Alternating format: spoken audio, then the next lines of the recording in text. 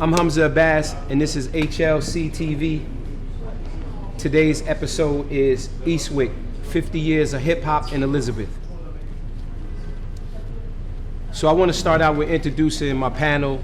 The guests that I have here tonight, they're very dear and close to my heart. And when I thought about this idea, they were the first people that I thought of. My first guest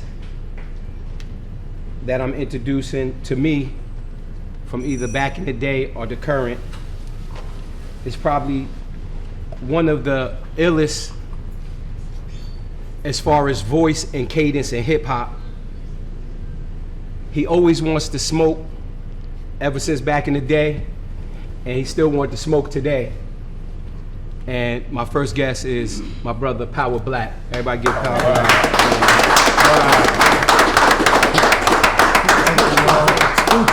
PBMC.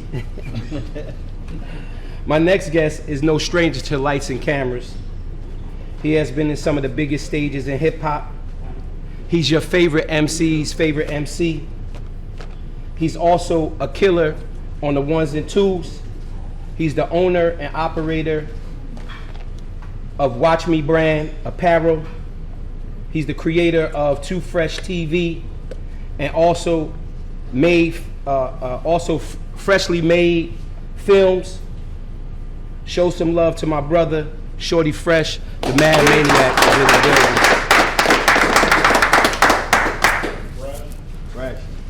Fresh. Yeah. My third guest, and this is no numerical order who I think is the best or whatever, this is how I came up with it. The third guest needs no introduction. He has over 25,000 followers on Instagram. He's toured the world doing what he loves. He's an actor, a music producer, and certified ambassador of Grey Nation, one half of the legendary rap group. I'm talking about no other than my big bro, worldwide, Ali G is in the building. Original G. Number 4, so I have had opportunity to tear down many stages with this brother. My next guest is not just an MC, he's a poet, an author of a book, The Overseer, which is a great read, by the way.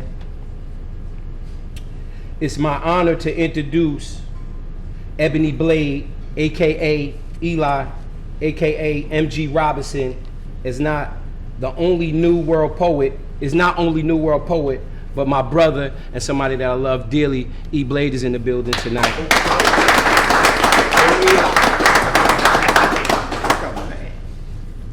My fifth guest on the stage tonight, and by the way, if I'm jumbling up a little bit, it's because I'm sensitive. I'm getting older in my age, and it's really, these are my brothers. These are guys that I've seen and been with since I was a little. I ain't know no better. You know what I mean? We was just running around the streets in the mud, and that's this guy right here. For me, this guy is hip hop in Elizabeth. He's the leader of First Class Point Blank MCs, a teacher. We talked about it earlier. A style of swag. My childhood friend, the legendary Shimrock, I call him Beloved, is in the building.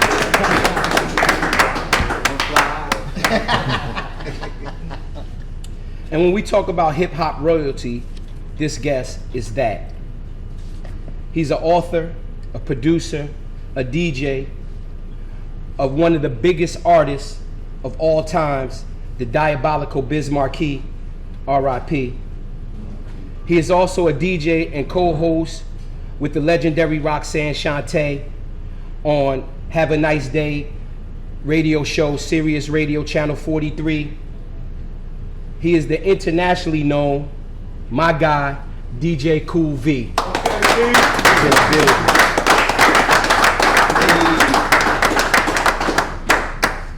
This guy right here, and we've been having conversations since we got here, and no matter in what direction you go in, his name keeps coming up.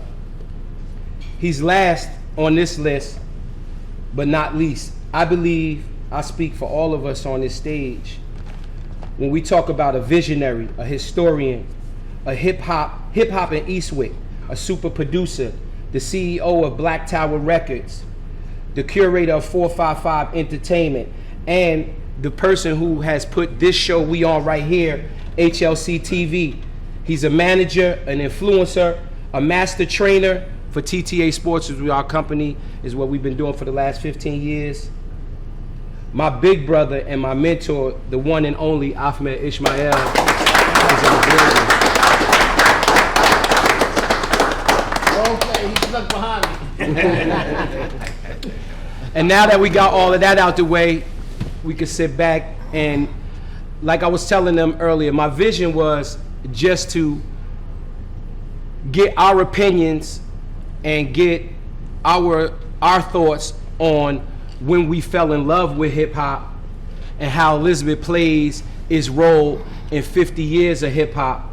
I remember KRS-One saying that hip hop wasn't even 20 years old, and that I'm probably off a little bit. 50 years down the line, we can start this. And you'll be the old school artist, and even in that time, I'll say a rhyme, a brand new style, ruthless and wild. Running around, spending money, having fun, and even then, I'm still number one. And that's where we at right now. That was where we at. somebody's joint. You know what I mean? That's where we at right that now. all year. And it's crazy, and it's such an honor to be able to say that I was a part of that, to be able to say that my first experiences was having to wait and watch MTV until they got to a rap video, and how I knew all of these songs, all of these other rock songs and all these things that I sing to my kids right now. And they'd be like, how you know that song? And my first love was having to wait to see Run DMC in that order. So at any time, anybody, tell me when you fell in love with hip hop. For me, man, it was like we all grew up in Elizabeth, and we didn't have a lot of money, so we couldn't buy records. I heard Tila Rock's record, It's Yours. I heard Mellie Mel, I heard his voice and his cadence. And once I saw Beat Street, I was absolutely in love. I was a break dancer first, didn't know anything about rhyming. My brother, Abdurrahim, brought the It's Yours record home. I know he stole it because I know he didn't have no money. You know what I'm saying? But, you know what I mean? But that's what introduced me to my to the worldwide love of hip hop. But it wasn't until I saw him, get with the group Point Blank MCs for me to see for myself. You know what I'm saying? That my people can do it. Right. So that's what started it for me. Rock, what would you say was a time when you knew that you was gonna be in love? This hip hop thing you would do for your whole life. My mind just been going over so many different things because I am old, like we was talking about. But there was mixtapes that was talked about so much, like not mixtapes, like tapes of shows that happened, kept being talked about in the neighborhood, with Kool Moe Dee battling Busy B. Busy B, and I kept hearing about all these different things, and I wanted to hear it, I wanted to hear these tapes that they kept talking about. So when I finally started to get to hear them, I think I was enthused by that already. I mean, but hip hop to me, it was big. It was more than just rap, because as cool as my older brothers were and my cousins and the stuff they was wearing, I wanted to do that. I wanted to be super fly, and I wanted to wear the stuff that older cats was wearing, and to me that was hip hop. That was before I thought about rapping, I wanted to be fly like these guys. And just so happened that once you start seeing it, the coolness that was happening was also part of rap. So I don't know, it wasn't so much just the rap music to me, but it was seeing people that looked like cooler than polyester, cooler than a big hat, even though I like those too, the derbies that they, like the gangster stuff, because to me that was out in the 70s. But that flyness, once that flyness start kicking in. Sweetest Nicks. With the pleats, with the pleats. I had them too. But I was looking for that next thing, you know what I mean? So let me ask you, Ali, and not to age nobody, you're a little bit older than us, so you got to see some things a little different in hip hop, but you started rapping at a young age. How did you know that you was gonna pursue rap? Actually, initially I didn't.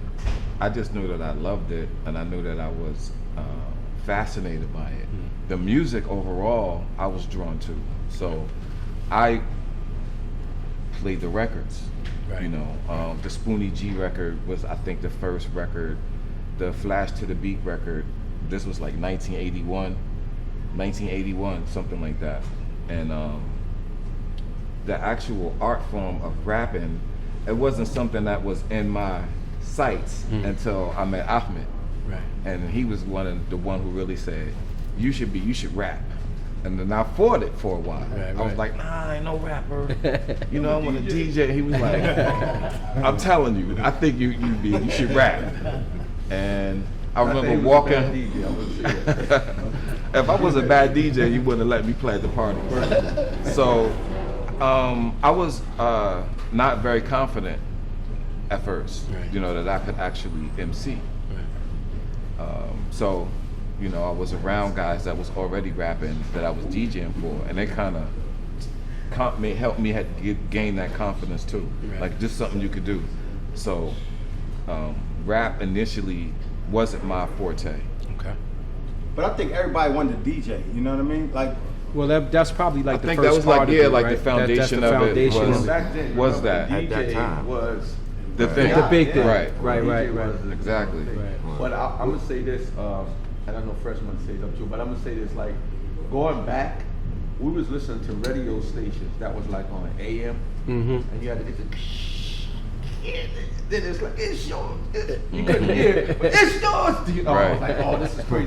But I fell in hip hop the first time I heard it, and I was like, that's Well, I was gonna say a story about this because we talk about this all the time. So I'm gonna come back to it because it's something that I want to elaborate on it. Yeah. But I want to hear from Fresh, and I asked Fresh because the first, like, I had the opportunity to be around Ali, you know, at a young age, and heard when they started to, I guess they had their craft already really worked out. You know what I mean? Because you was at that that era where you was getting ready to start recording. I mean, I was in the mud with E. Me and Shim has always been around each other. But when the first time I heard Fresh rap, I was like, he's that dude.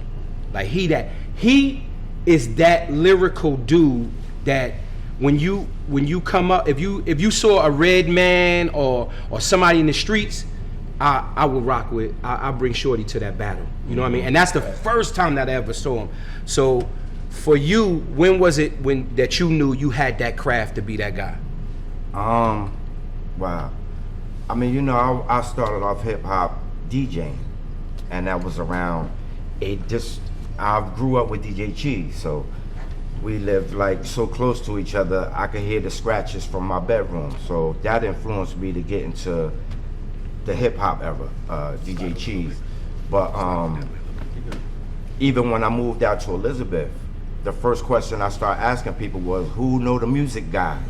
And Short Man introduced me to Av. But you know, DJing was my thing.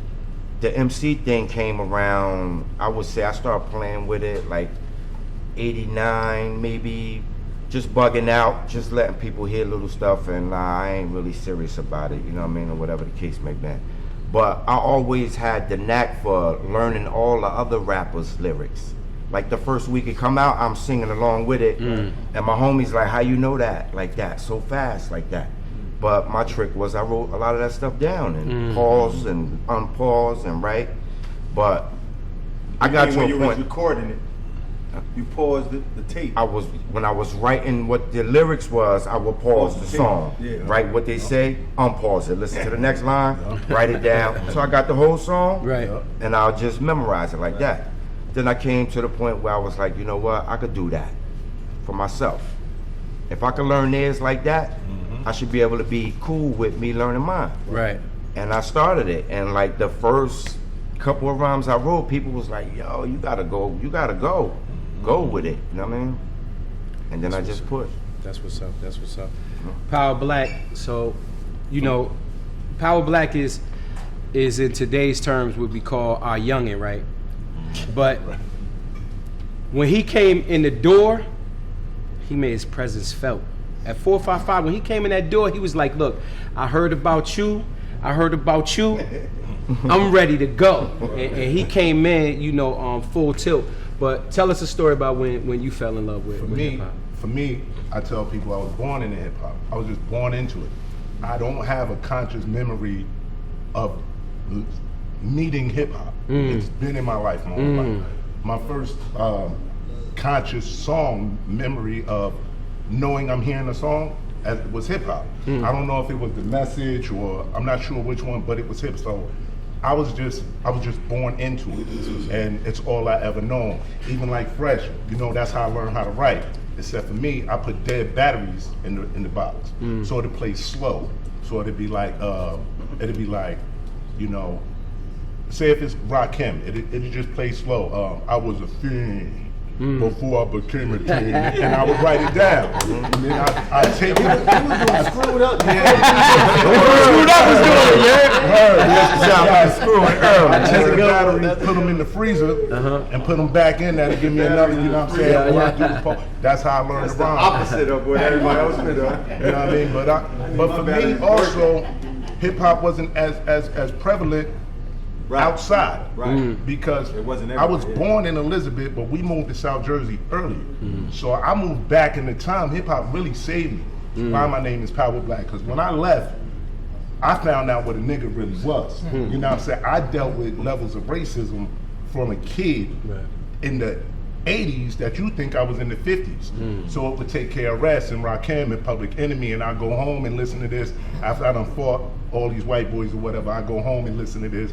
I didn't know I could really be an MC like everybody else, so I moved back to Elizabeth. I'm writing my rhyme and spitting. I was spitting for my cousin Qasim, who run with Ahmed. Right. He said, yo, I'm gonna send you the 455.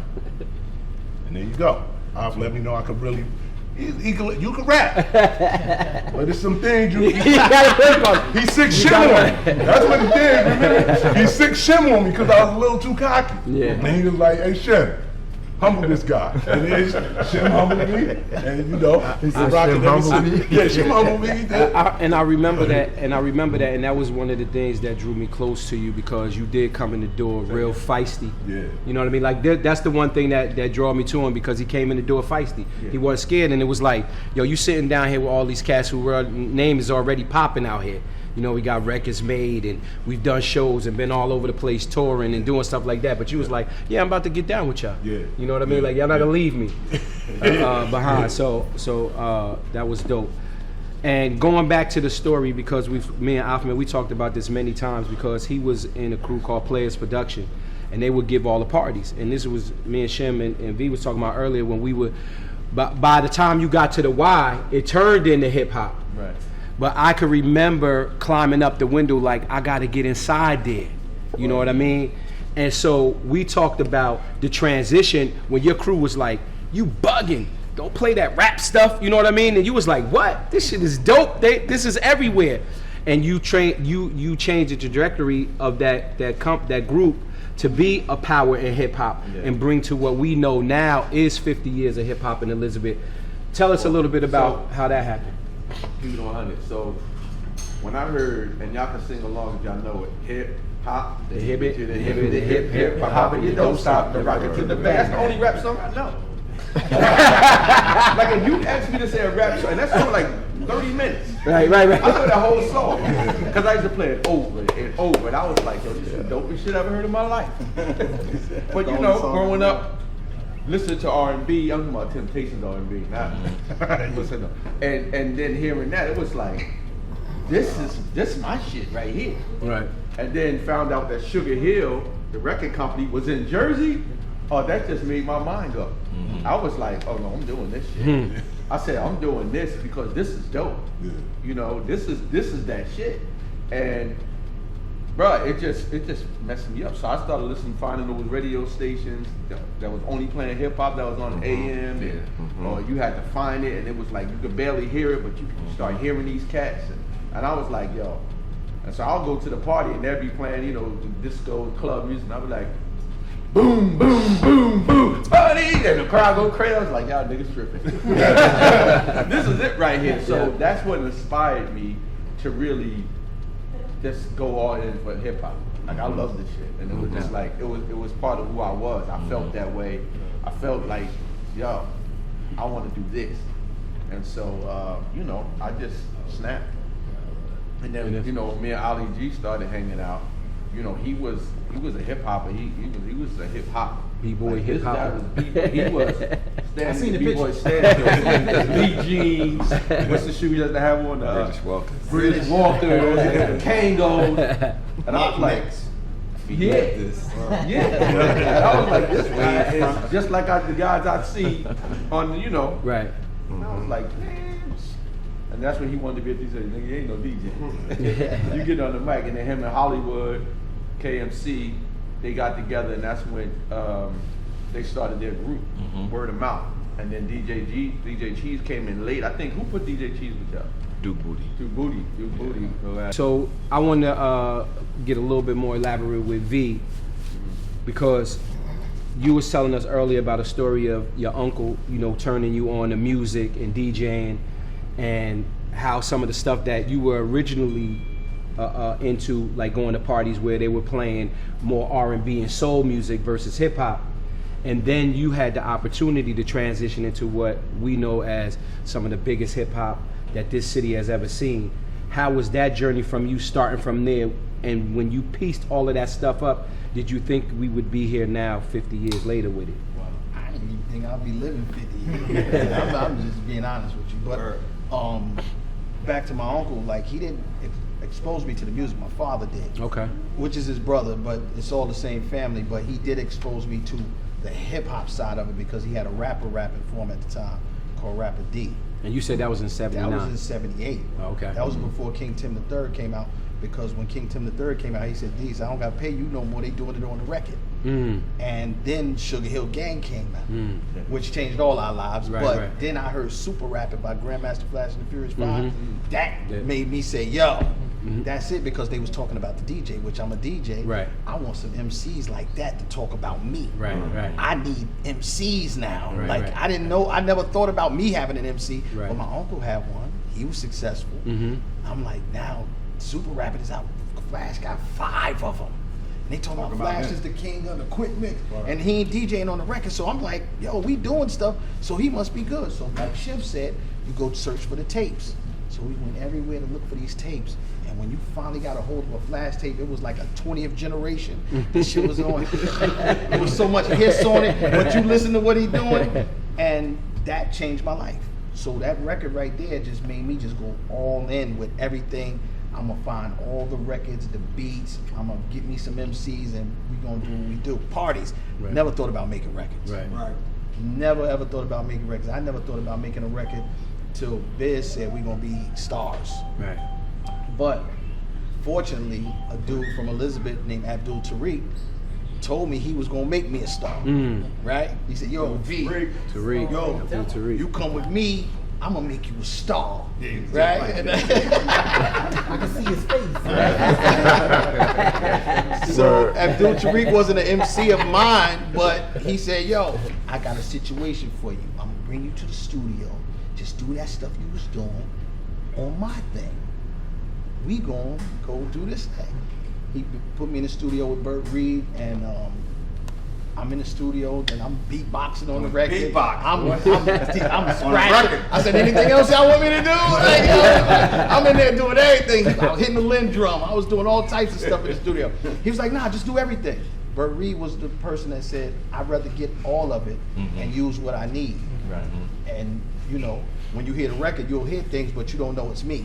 So the beatbox will come in at one time, and then the scratching will come in at a point, and then where they dubbed it, where I was hitting and then they mixed it and did some old extra stuff with it. But we was at Electric Lady Studios, which I've come to find out these days is the studio that all the great musicians went to. So in a sense, Abdul Tariq did make me a star. You know what I'm saying? Because he's the first person to put me on the record. You know, before the Biz situation.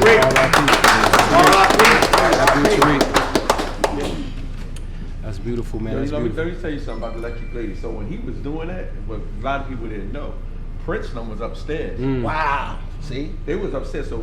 So when the Bootee was making this record, he got Prince guitars to come down and hit a lick.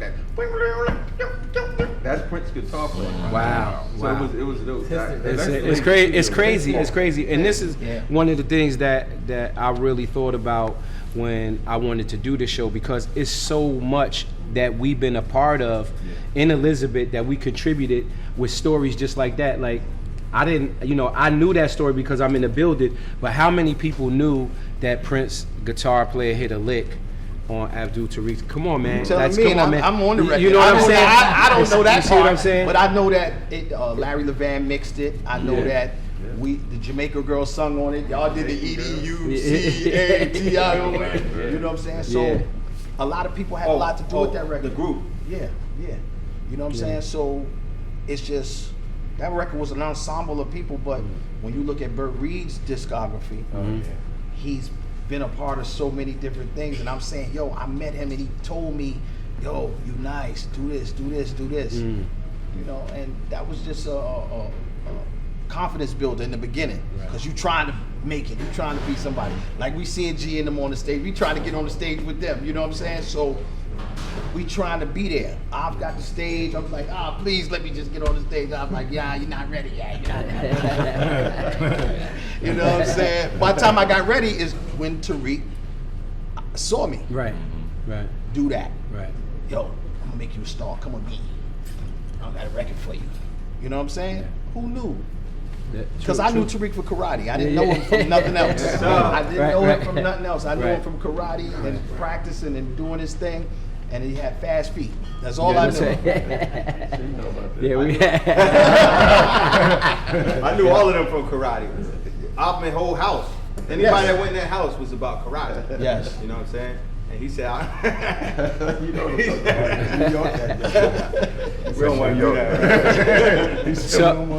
So what was We can do that after. one of the first shows, Ali, you seen in Elizabeth? Because I know the Ritz Theater has always been a huge marquee for us with bringing in, hip hop and what we knew it to be. What was one of the first big shows you saw? Yeah, so before there was the Ritz, there was the YMCA.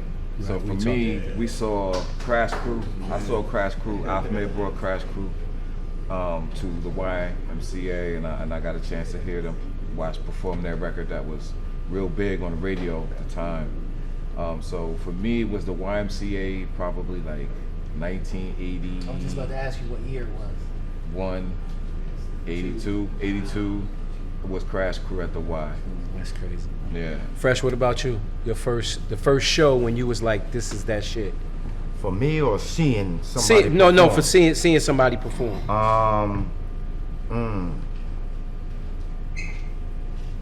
I don't know. That's a hard one. That's the same thing he said. For me, it was Run DMC At the Ritz. at the Ritz. Yeah. That was big. Yeah. That was big. That was like That was big. 83. And like I said, I was about being fly. I had sheepskin on with the sheepskin hat. The youngest went out there, me and my little brother. My mother took us to Cooper's out in North and got us some sheepskins. Bro, I was the show. You know what I'm saying? That's I went how to see you Run felt. DMC. That's how you I felt felt. like I was the show. That's how you felt. I felt like I was the Felt show. like you was in Run DMC. Yeah, I was in the group. How about you, Power Black? What was? It's crazy because for me, man, I've never really, unless I was performing. Hold up, say it over. Oh yeah. Unless I was performing on the stage, I've never. It's crazy. I've never been to a concert. Never been to maybe a club or something in New York. I'm performing. Might be somebody there, but and unless like one time we did a show I put together for me, I bugged out. He did the show, but KRS One. What was that at the college? That Oh, was at King King College. At Kane College. At homecoming. Yo, KRS One was there. I think the Fugees was there. Fuji was there. I lost that my was- mind. yeah, that was Got me crazy. the next day. He was like, Black, you was just bugging. Like, yo, I love Chris. Yeah. When I seen him, because he raised me like with what I was going Going through. through, right, When I right. seen him, the way he looked at me like he knew me his whole life right. and hugged me, I was like, yo, I didn't even want to be on stage. I went and got in the crowd. And I just watched E perform and I watched KRS and I just lost my mind that day. I think off like a million times Yeah. for that experience. That was Like, yo. a great day. That was a great thing. Something that V had mentioned earlier when he was talking about off about artist development. Right. The way that he would develop his artists. Right. The first show that I ever went to, like I said, we was poor. We had no money. I wasn't going anywhere unless I snuck in. So I had already got down with them. I might have been like 13 years old. You know, so I'm watching Shim and them perform, practice, you know, hours, and I'm trying to learn how to be an entertainer. And so as part of developing me as an artist, he said, "You never been to a show before?" I said, "No." He said, "I'm gonna take you to this hip hop show." It was at the Ritz Theater. It was PE, Stetsasonic. I think Big Daddy Kane might have been on it. Dougie Fresh. You guys may have been on it. You and Biz also may have been on that show. But one of the things that I remember was like, and this is why, you know, 40, 50 years down the road, Public Enemy is still my favorite group. Because I never saw a black group turn an audience and look like a rock concert. Like you said, like people like Ali G was in there, cool as heck with the British Knights. When PE took the stage, it was nuts. It was nuts. You was talking about how the balcony was moving. Yeah, I always get. I was on that balcony. Me and Ali. It was nuts. Yeah, man. me and Ali always talk about that because I always get that show mixed up with the LL show. When LL came out with his shirt off and he had the big radio and he was whoever screamed the loudest could take my radio home, and I always thought that was. But now remembering it was PE. And that show was electrifying. I mean, when you talk about chill bumps all over, oh man, it was so many great artists on that show. Me personally, my favorite show was Run DMC. Getting to see them, I think I was 13 years old at the time, and it blew my mind. And I knew that I had to be a part of hip hop in some type of way. I didn't know how I was gonna get there because I couldn't write. I tried to DJ and I kept breaking needles. You know what I mean? And I said, but I'm gonna be a hype man. I'm gonna be something gonna get me on this stage. And that's where I got to, you know, contribute in this journey of hip hop, was being your right hand man on stage, and to just go back with what you were saying about how you were able to learn how to be a performer. You were a master performer. You used to you had the crowd in your control. There was times that you was performing. One time we wasn't together and I was watching you rock, and you had to show the crowd eating out of your hand. And that was something I always admired about you. You was a great showman, bro. You ripped the stage. Well, listen, you know that if we didn't, he was gonna go off. Oh no, he went off on us plenty of times. Yeah, remember that time Not only that, and I ever, man, if you ain't do right on that stage, the crowd was coming for you. They throwing stuff at you like you couldn't get on there and not. You couldn't show up and show. And speaking about that, how was that, man? You've rocked coliseums, 80,000, 100,000 plus people overseas. How was an experience like that? It's an experience that you could really only get the impact of by standing in front of that many people and speaking to them and getting a response back. You know, and V could attest to that. You know, back in the day when we used to perform, it was a very friendly competition, but everybody knew what it was. Right. It was unspoken. Right. You know, and I remember once we did a show with LL and a few other artists, and I remember looking off to the side and seeing Cut Creator and a couple other cats just locked in on Cheese. They did not take their eyes off of him, bro. They were literally mesmerized by his accuracy, the speed in which he did what he did. He's a bad boy. Cheese a bad boy, man. Right. So you know, and again, V can attest to it. When you hear what your work coming out of speakers the size of a building, the impact that it has on you, it really sent chills through me. I remember we performed at Wembley in the UK, in London. Crazy. A lot of people don't get a chance to get there. That's like the creme de la creme of that's performances. Yeah. You know, it's a feeling that you could really only get from that doing experience. it. Right. Yeah, you got to do it in order, right. And to have a record that's worthy. Oh, man. And big enough, because when that record come on, you know what I'm saying? Like it gets you right there. You know what I'm saying? Yeah. So that's a stadium record. But I think my most legendary performance or experience was rocking at the Roxy. I was there. You know, performing at the Roxy was, I think, every hip hopper's dream. Right. You already know the name. Yeah, Roxy. you know, the Roxy was, you know, Iconic. and when I heard, oh, y'all got a gig at the Roxy, my heart dropped. I'm on B Street. I'm on B Street, boy. My heart dropped. I said, we gonna be at the Roxy? I remember telling Ahmed, like, yo, we gonna be at the Roxy. You know, my first time in a limo. You know, my first time in a limousine. My first time, you know, performing at Roxy. I mean, that was like, you know, for me,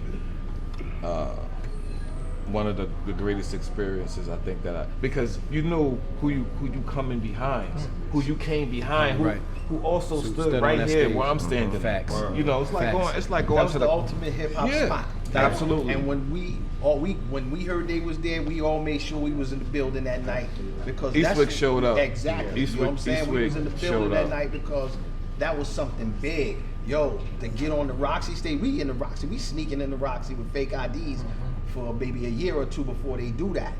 But when they on the stage, we like, yo, we're Ralph and Roxy this week, we gonna be in there. Yo, we was in there. It was a nice show, man. It was good. But Roxy was also a hip hop club from the New York side.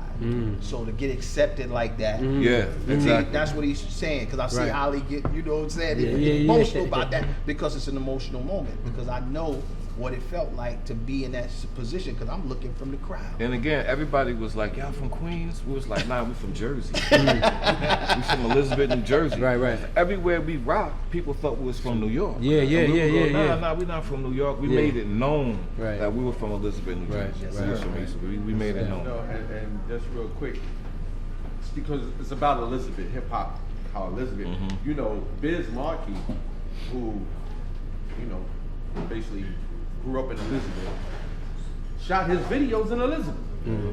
Broad Street. Right, and this is what I think a lot of hip hoppers, and we got some hip hoppers in the audience. What's up, yo? You know, you got to think about how influenced Elizabeth was in the hip hop scene. You know, we're talking videos. You talking about one of the world famous DJs, one of the pioneers of hip hop. You know, and then you have Point Blank MCs who came up after word of mouth. Like, we was doing it. Yeah. Like, Elizabeth was on the map. Yeah. Like, I don't know how many video shows where they would ask E, where you from? He'll say Eastwick, Elizabeth, New Jersey. And it was like, Elizabeth, what happened to the Bronx and Queens? No, we real out here. You know what I'm saying? And we shot our video in Elizabeth. People used to say, Cool V from Queensbridge. Right. Like Yeah, all the time. Cool V ain't from Queensbridge. Well, because they always affiliated that with me because our crew is Queensbridge based. Yeah. You know what I'm saying? Yeah. So Right. that we claim that too. You know what I'm saying? But I always let people know I'm from Elizabeth, New Jersey. Yeah. You know We what was I'm we saying? was claiming you regardless. Yeah, They wasn't getting away with that shit. not at all. And it was one of the dopest hip hop crews of all time. Oh, yeah, When you talk yeah. about the work that was in, and I was going to talk to you about that, like being in the presence of a Cool G Rap, MC Shan, all of those guys, and seeing it from that level, and then coming back home and you seeing us. How was that? You know, how was being in the mix of that? Because I know, you know, we've had plenty of conversations, not just about hip hop, but about life. Even before we started this, talking about how to weave in the things that we good at and still be able to make a living or still be a part of hip hop now today. Yeah. So you was right there. You seen, you had your hands in there, you know, making music with those guys, and then coming back and seeing, you know, we on our grind and you rocking with us too. You right here with us. You ain't never turning us away. Not at all. You know, so how is that feeling to see it grow from that level? Great, because like I said, most of the time DJs don't speak. Right. So nobody ever found out my point of view on none of it, Right. because I'm just putting in the work. Right. You know what I'm saying? Right, So right. now they asking me questions. Yo, I didn't know this. I didn't know that. That's why this is good for us to be talking. I learned stuff from y'all today. Right. Known Me y'all too. more than 40 years. Right. but I just learned stuff today, Right. just off a simple question, Mm-hmm. right? So think about me being around other people and not really speaking. They don't know where I'm from. Right.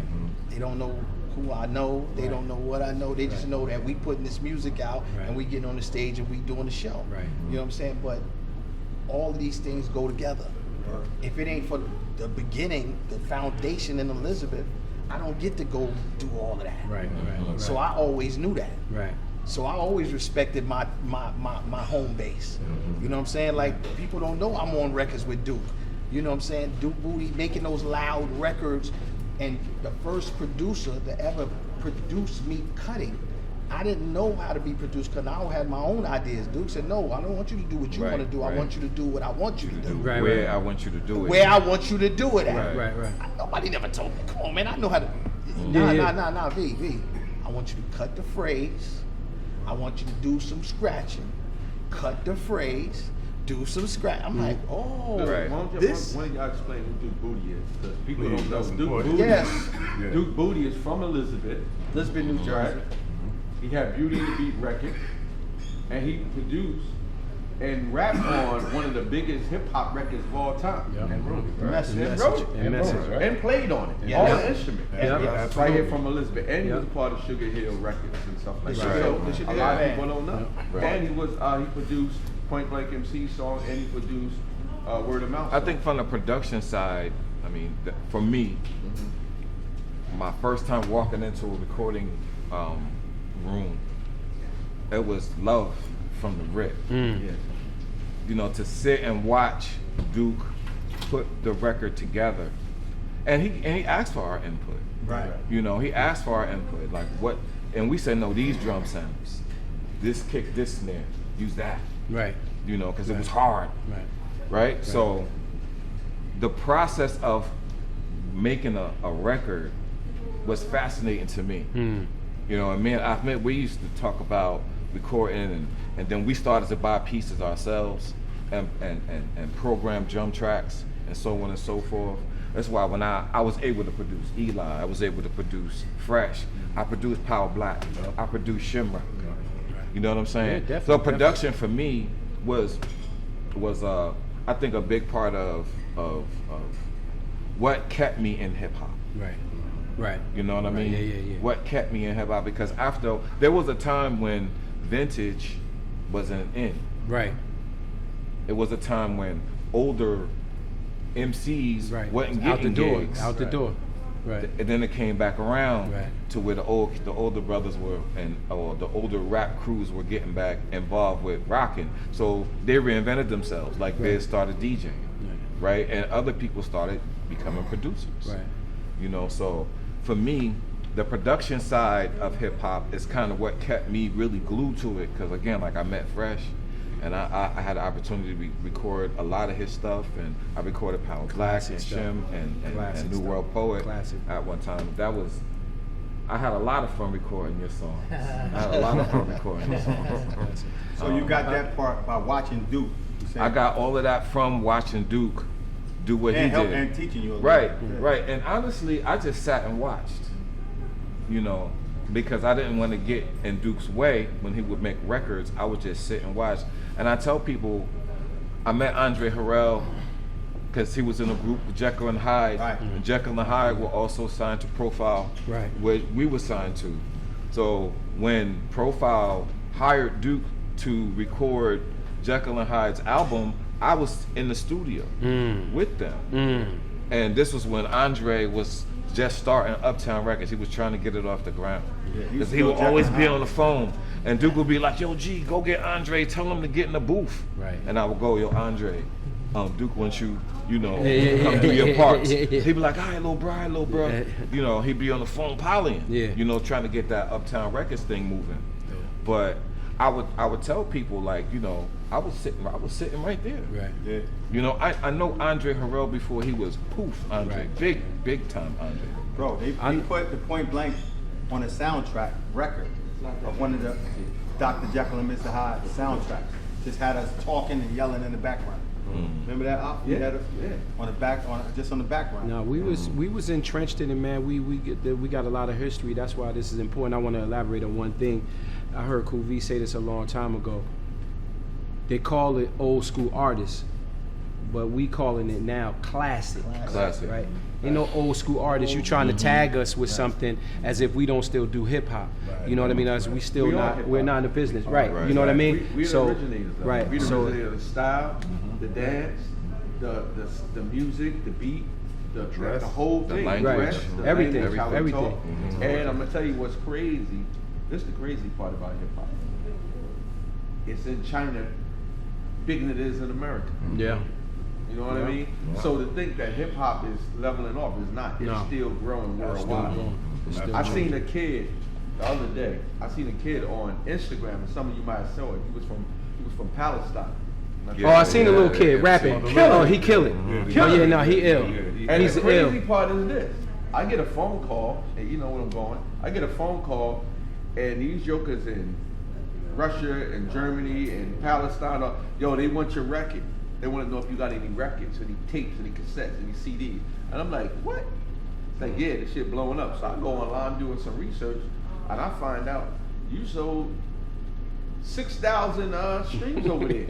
And I'm like, what my money? Get that bread. Get that bread. We're reaching out. We want that bread. So what I'm saying is like, what started in Elizabeth is worldwide. Right. Like Cool V is on the radio. What's that? How many times a week?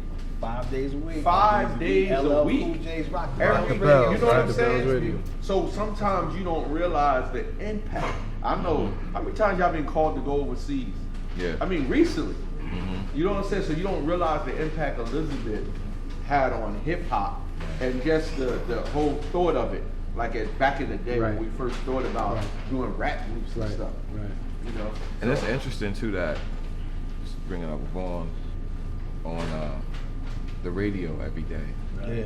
I get more royalty money now than I ever did.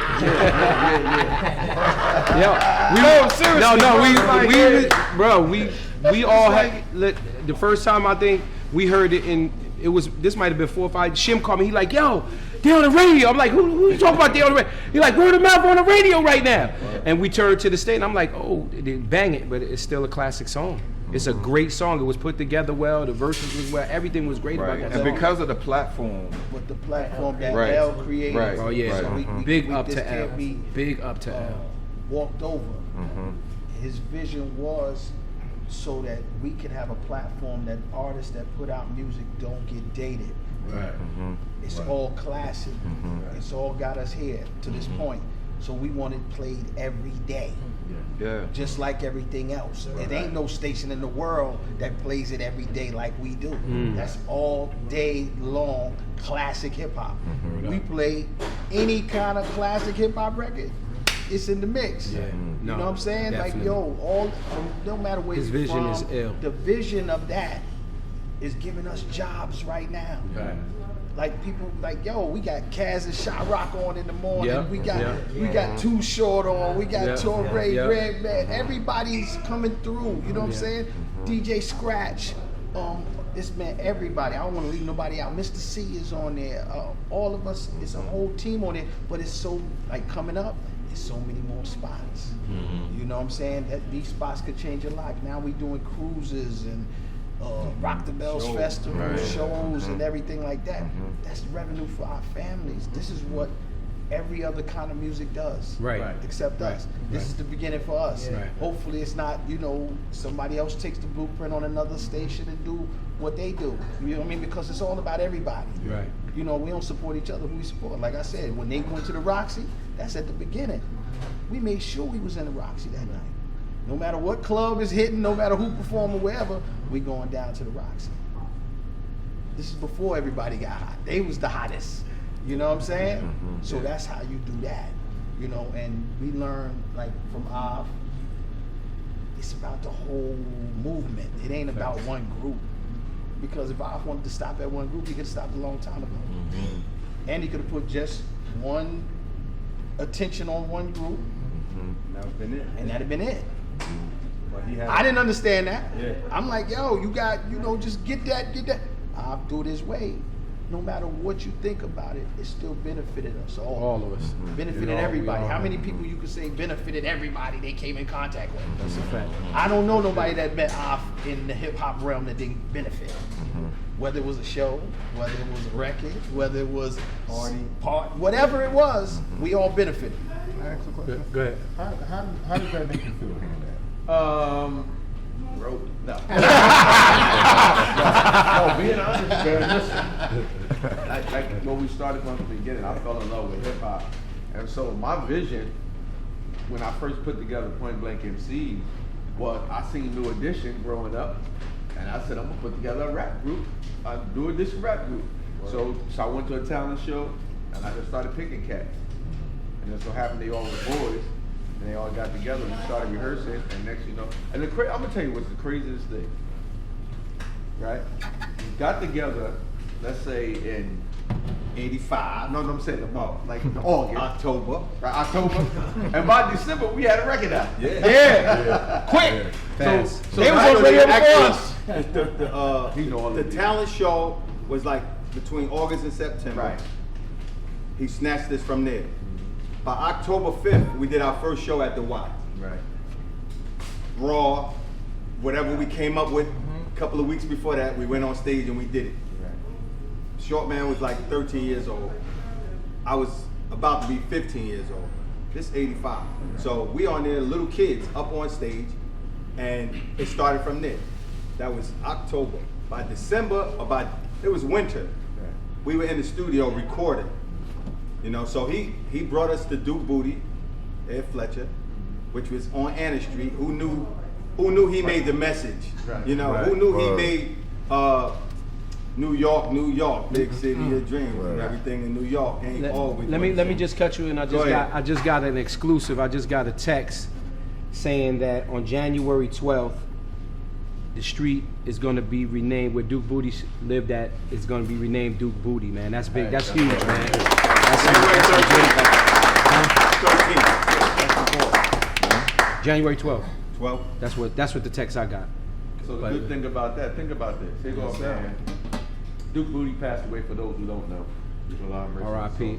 But Duke Bootee was the cat I went to because Ali Num was already on that label. Y'all was the first artist. They was the first artist on Beauty and the Beat Records. And so I went there, kicking with him, just talk business, really to pick his brain. And and we got to a nice conversation. I'm gonna tell you a big story. This is hilarious, right? so I said, listen, I got a group. I really didn't have a group at the time. I had it in my mind. I didn't have nobody. And I said, I want to bring them back, but I want to wait and see where you at first. Now I'm just Throwing it out there. I'm bullshit, right? And he was like, all right. So he's smoking, That's how he's cool as a motherfucker, right? Cool as dread and shit. This. And I was like, all right, bet. So now I'm rushing these guys. Y'all gotta learn this shit today. Shim was the only one who knew how to rap. I said, write all their raps. He wrote them, we rehearsed them. When I thought he was good enough, bang, we go down there, he was like, I like them little motherfuckers. No, he had us like a little Fury Grandmaster Flash. He was like, y'all gonna write for them little niggas. Yeah. It's like, what you mean? Y'all gonna write for them? It's like, all right. So now think about it. We got a record out before Biz Markie got a record out. So now Biz come over.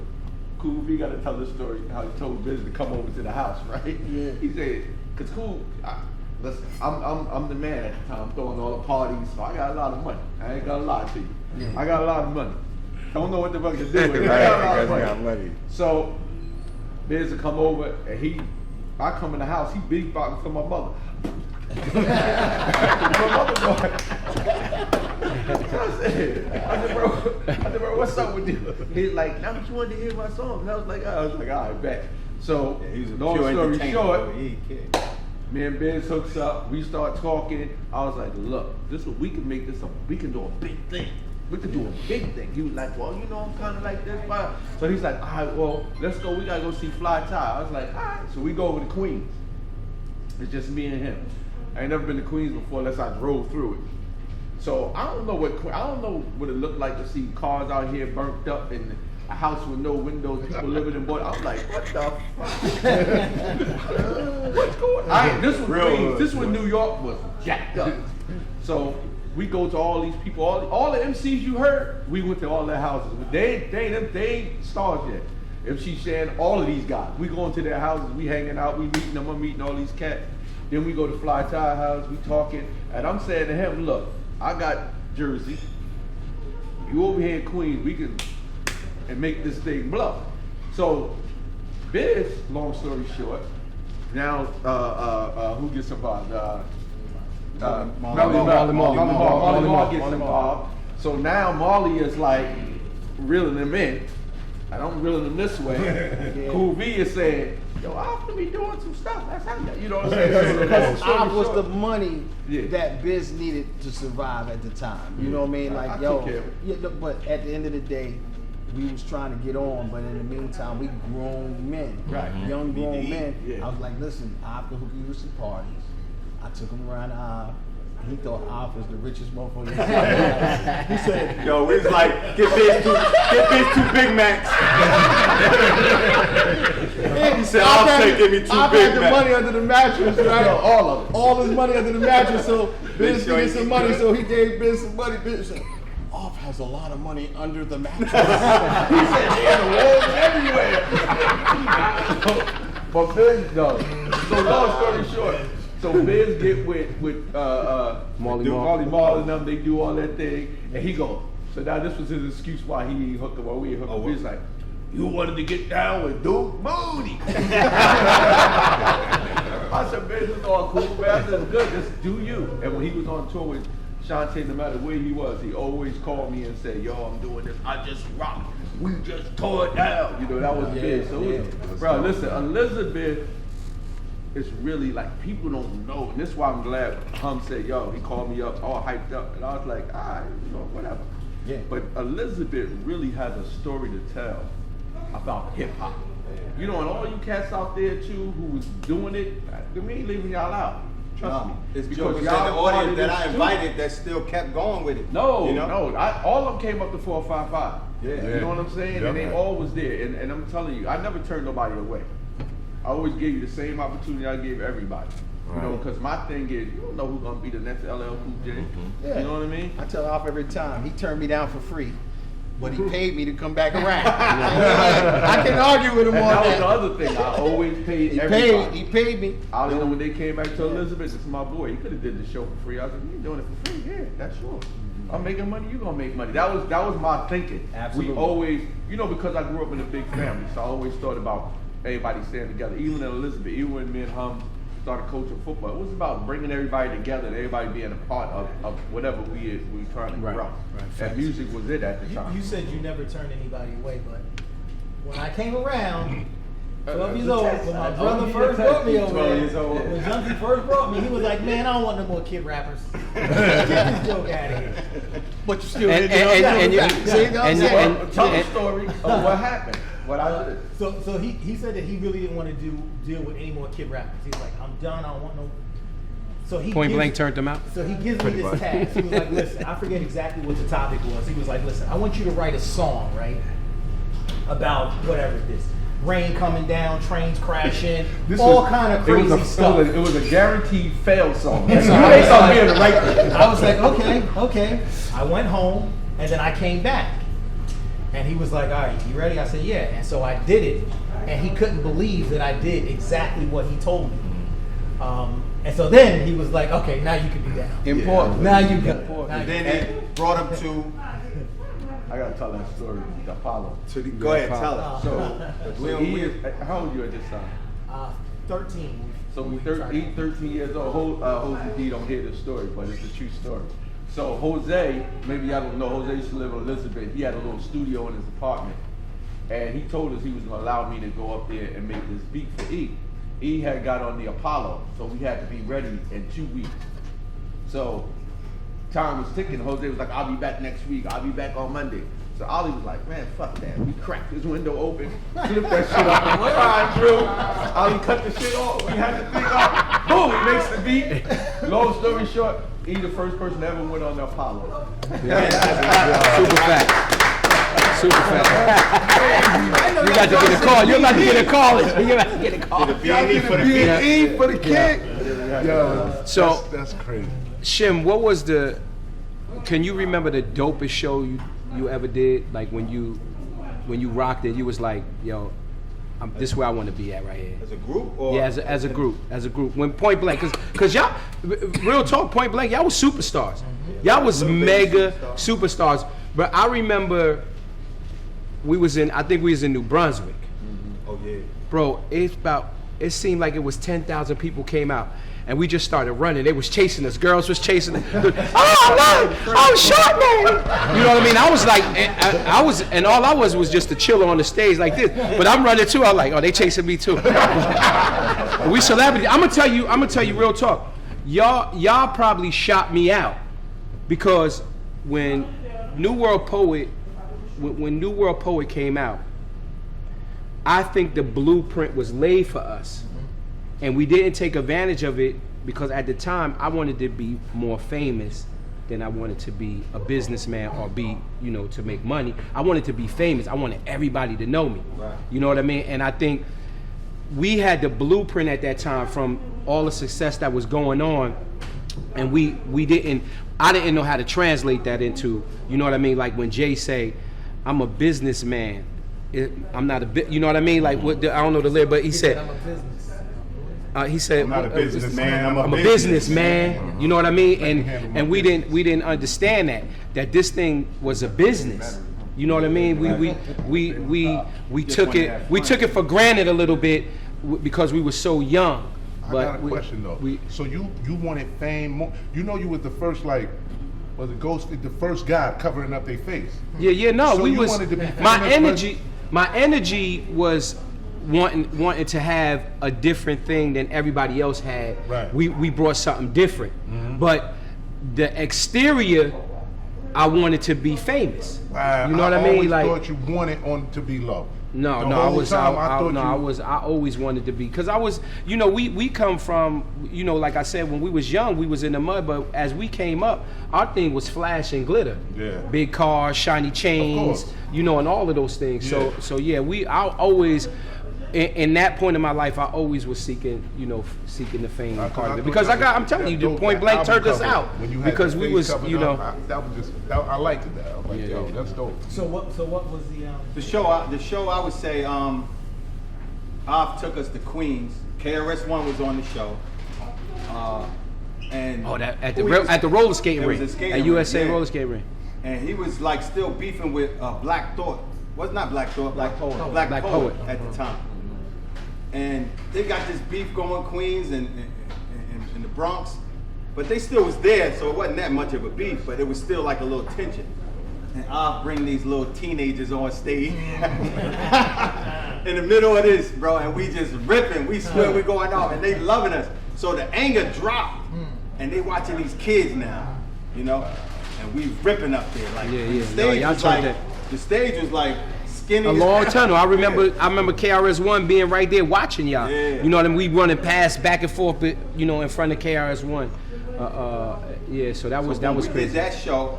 We felt like we ripped it because the crowd was actually happy, instead of being like in a battle mode. Yeah, right. So we was smiling, short man flipping, finesse DJing. I switched with him just to.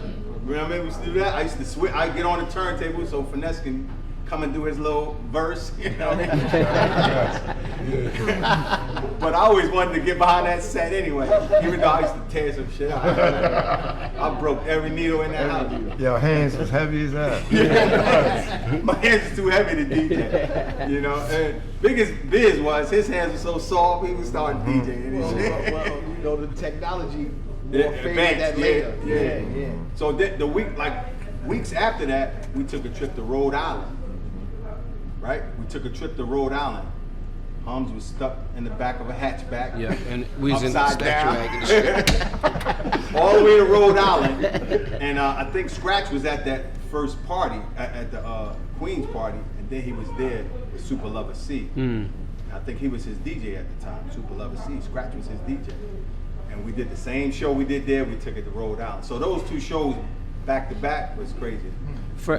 What about you, Fresh? What was one of the biggest shows that you felt like this was like it? For me, Yeah.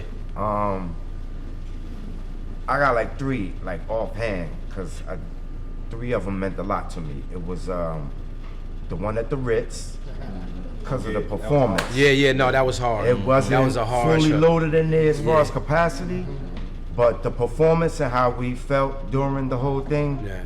we felt like the Beatles up there. Yeah. Hold up, don't jump over that too quick. Y'all had a pit bull dangling from a rope Yeah. The whole time. on the stage, spinning in a circle. Word. That was Shout crazy. out Word. Dookie D. Shout out Duke. Bird had the dog growling on the mic over top of the rhymes, and we gunning that shit. Yeah. Howard Homecoming was big for me because they wasn't gonna let us rock after the whole invitation and all that. And Elizabeth niggas start taking their shirts off and putting their hats backwards. Like, we gonna perform. Long story short, we performed. We toured that. And then me and Biz at his birthday in Queens at Crystals. One year, V was DJing there with him that night. Biz brought me up there with him and Luke. Luke came, did all the Doodle Brown stuff, all that type shit. But those 3 like off. I mean, I got probably like 7 more, but those 3 offhand. I remember I didn't get to go to this show, but I remember you doing something for Sony at one time, and y'all came back with a MOP tape, and you was like, I heard it, and you let me get the tape, and that's how I got introduced to MOP, and so I always remember that was a Sony joint y'all did. Yeah, we did our brother Derek Fox is a known comedian, of course, from Elizabeth too.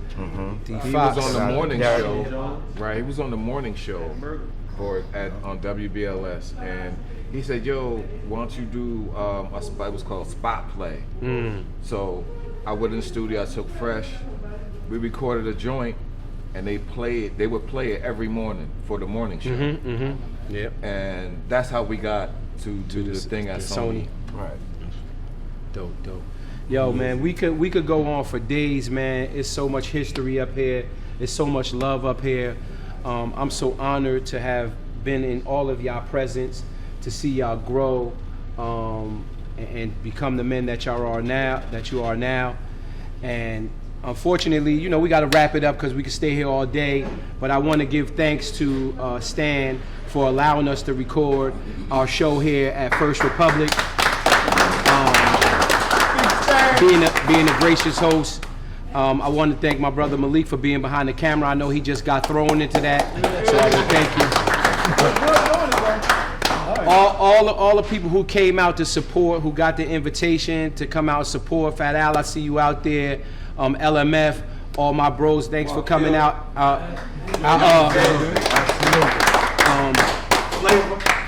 This is, like I said, to me, this is something that I wanted to contribute to 50 years of hip hop. We were in it, we did it. There's more to come. We're not finished. I know there's a lot of guys that are up here still doing their thing every day. Power Black, I know you still rocking, doing your thing. I want to let everybody, go ahead and say what you're going to say, but I want everybody to say. I just really wanted to thank you for putting me on this panel, because there's a lot of names that could have replaced me and I would have understood. So I'm so proud and honored that you let me sit amongst you. Thank you very much. Let me tell you this, and I know I told you this before, bro. You one of the dopest MCs that I've ever had the honor to sit with, man, and be with. And like I said, when you first came through the door, I knew you was gonna be that guy. You know what I mean? And I'm thanking you for allowing me to be a part of that. You know what I mean? Anybody want to spit their handle, where they find you at, where you doing, what you got going on? Feel free to take a time out and say, say what you're doing right now. I just want to take this time to big up Power Black's latest LP. Okay. Fight Fire with Fire. Thank you. When that piece first came out, I listened to the whole thing. And for several years, I was removed from music. When you love something so much and you get so close to it, like part of me was hurt. So for years, I didn't listen to music. He understands what I'm saying. So for years, I didn't listen to music. So I slowly started to come back and listen to certain things. And there's only certain cats that get me inspired to even want to write something. When I heard that Fight 5 with Fire album, bro, just the intro. Unbelievable, man. Unbelievable. That's why this cat is one of my favorite MCs. It's crazy. It's crazy. Yeah, get it on intro. Going you, it's everything. Yeah, bro, I want to hear it. He still Look, your boy said, Dude. I've been one of the best since the beginning of the time. I guarantee before I finish this rhyme, you're gonna agree with me. And if he's seen with me, that means he will bleed with me. I don't be around just anybody to be friendly. And I ain't pretending, I'm keeping it 100. I'm trying to eat as much as could be eaten with one stomach. Trying to feed hundreds until I can feed myself. Trying to feed hundreds until they can feed themselves. They not the only one that's hungry. That one. Messing me up. I'm not the only one that's hungry. That I bet we can excel to unimaginable heights. If we just get a Marley on and stand up for our rights. I'm trying to get my Harley on and stand up on my bike, and I'm the type that when it's on, I'm quick to stand up for the fight. And I will lay you down, boy. I do not play around. You be alright if you be quiet, but if you make a sound, we can figure it out. We can gentleman and nigger it out. I don't care what it is about. This is about staying true to my culture. Jay told me he'll show me how to move around vultures. I told you I would show you how to move like a soldier. No beef in the street. Still glued to my toaster. Still true to my folk, bro. Same team since my teenage years. For me to say I know you, it usually take years. You got a lot of mouth. It usually take ears for you to listen. I see your attention just saying here, you know it all. But you can't apply it to your life. You the truth. But there's a lot of lying in your life. One of the reasons I ain't in your life. And I ain't judging you, but dude, you ain't even trying to get it right. And I don't really care what you do with yourself. But don't masturbate and blame it on him. You're screwing yourself. But, all right, that's enough. Just a little bit. A little bit. So we're gonna wrap this tripped up a little bit, but with more to come, man. I want to thank each and every one of y'all to take the time out today to come and sit down with us and kick it. And Everybody got to get their handle. so get your handle. Definitely get your handle. My handle is on Instagram, Ali Sudani _ Follow me on there. Ali Sudani Pretlow on Facebook. Ali Sudani Pretlow on TikTok. On IG, NG Robinson. DJCoolV.com.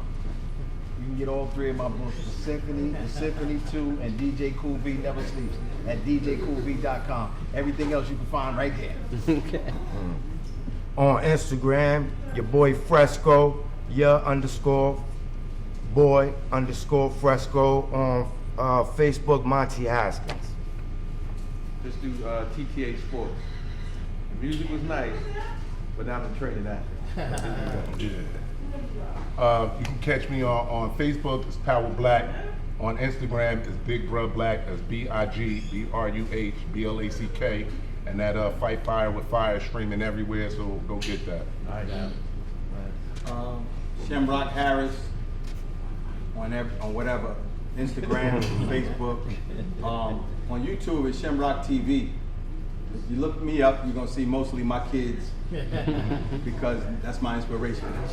I promote them, and anything I create, if it's musically involved, I put what they're doing with some music behind it. So Shamrock TV. I'm Hamza Abbas. You can find me on HLC TV, and you can find me on Instagram at Hums68. I appreciate y'all, man. Thanks for coming out. On my YouTube, Power Black, aka Big Bruh. Y'all can see all that too. Let's take a couple of flicks real quick if we could. Man, Wow. Nah, I like it.